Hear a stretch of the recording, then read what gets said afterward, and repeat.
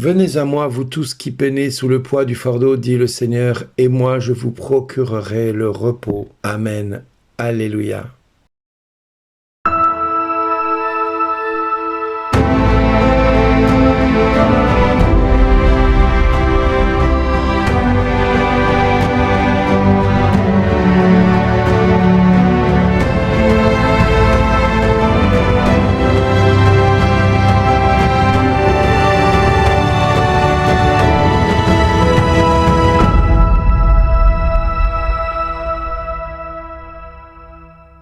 Aujourd'hui, le message vous est adressé par Bernard Dille. Bonjour les amis. Oui, venez à moi, vous tous qui peinez sous le poids du fardeau, dit le Seigneur, et moi je vous procurerai le repos. Rien qu'avec ce verset de Matthieu 11 au verset 28, vous comprendrez tout à fait quand j'essaie de vous dire que porter sa croix, ce n'est pas du tout ce que Jésus voulait dire à ce moment-là. Non, il nous demande vraiment de ne pas porter un fardeau qui est au-dessus de nos forces. Non, si on peine à cause du poids du fardeau de notre quotidien, c'est que nous ne voulons pas le donner à Dieu. Jésus nous demande de le lui donner. Or, le Seigneur nous invite à nous rechercher le Seigneur qui procure le repos. Et Matthieu l'avait très bien compris quand Jésus lui a dit « Suis-moi ». Il se leva et le suivit sans réfléchir. Il avait compris que Jésus était l'homme de la situation, un homme capable de lui changer sa vie. Une vie qui était peut-être, certes, avec des gratifications par les Romains, puisqu'il était chargé de collecter les impôts au profit des Romains. Et cet homme, Matthieu, était considéré comme un pécheur parmi les autres Romains qui étaient des pécheurs, au sens du péché. Et Jésus va aller à la table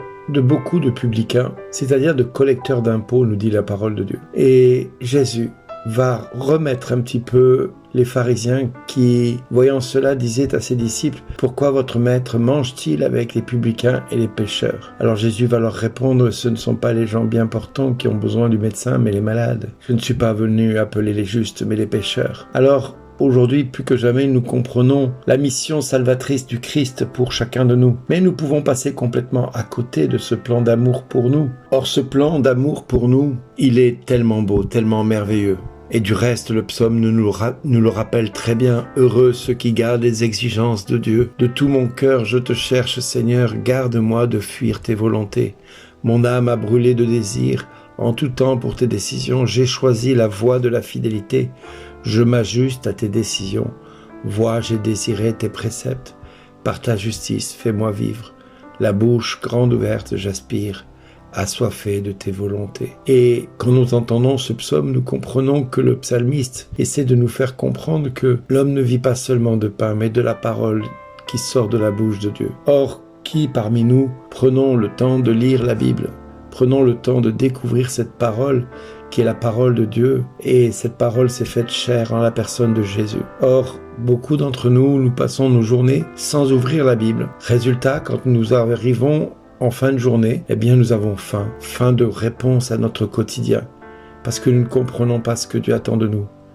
Parce que voilà, nous n'avons pas pris le temps d'écouter la parole, d'entendre cette parole du Seigneur, qui peut refaire notre quotidien, qui peut nous donner une nourriture, qui nous rassasiera définitivement. Mais voilà, dans ce process, nous sommes nombreux à laisser la parole de côté. Et résultat, nous sommes fatigués le soir, épuisés parce que nous n'avons pas la nourriture qui nous permettent de faire face à ce quotidien. Donc, un point important de découvrir à travers les textes de ce jour, le Seigneur nous invite à écouter cette parole, parce que cette parole peut changer notre vie. Cette parole, elle est là pour venir nous ressourcer, nous donner à manger, afin qu'on n'ait plus jamais faim ou soif, sauf peut-être d'entendre la parole du Seigneur. Mais le problème, c'est que bien des fois, nous nous épuisons, nous cherchons des solutions à nos problèmes de manière humaine. Or, c'est à travers la parole de Dieu que les solutions vont venir jusqu'à nous. Oui, c'est à travers cette parole qui s'est faite chair, qui est devenue parole vivante. Nous n'avons plus rien à chercher ailleurs que dans la parole de Dieu. Le problème, c'est que nous nous épuisons pour trouver des solutions humaines à nos petits problèmes du quotidien. Et lui,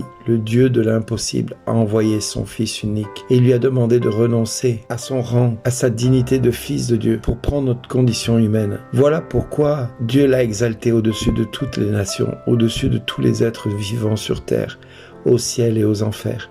C'est à lui qu'il a remis les clés du royaume. C'est à lui qu'il a remis la parole, une parole de vérité, une parole d'éternité. Or, nous passons trop souvent à côté de ce message évangélique qui peut changer notre vie. Mon ami, si tu entends les paroles de ce jour, Dieu t'invite à ouvrir ta Bible et à te nourrir de cette parole, à refaire de cette parole le sens profond de ton quotidien. Parce que c'est à travers cette parole que tu vas retrouver le dynamisme, la volonté de te battre et de te relever chaque fois que tu tombes. Oui, mon ami, cette parole, elle est là pour te permettre d'être debout. Elle est une nourriture qui veut venir jusqu'à nous pour nous nourrir de cette parole, pour nous nourrir de ce que nous avons faim et soif de la justice de Dieu. Oui, heureux ceux qui ont faim et soif de la justice, ils seront rassasiés. Eh bien oui, si dans ta vie tout ne va pas bien, eh bien c'est le moment ou jamais de te tourner vers lui et de chercher dans sa parole ce que tu es venu chercher, être rassasié.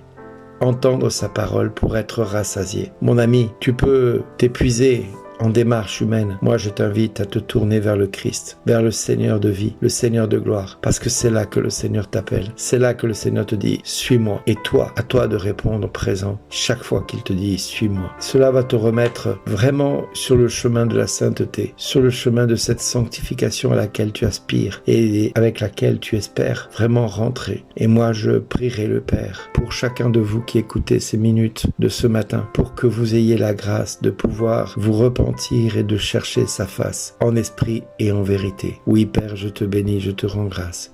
Viens manifester ta gloire à tous ceux qui écoutent ces minutes ce matin, afin qu'ils puissent découvrir en toi le secours dans leur faiblesse, la grâce de ta miséricorde dans ce qu'ils vivent et endurent. Père, au nom de Jésus, que ta gloire vienne maintenant habiter nos cœurs et faire de nos vies un reflet plus présent de ta présence dans cette humanité qui vit sans toi trop souvent. Alors Père, au nom de Jésus, je te prie, je le dis à eux ainsi qu'à tous leurs proches, merci d'exister.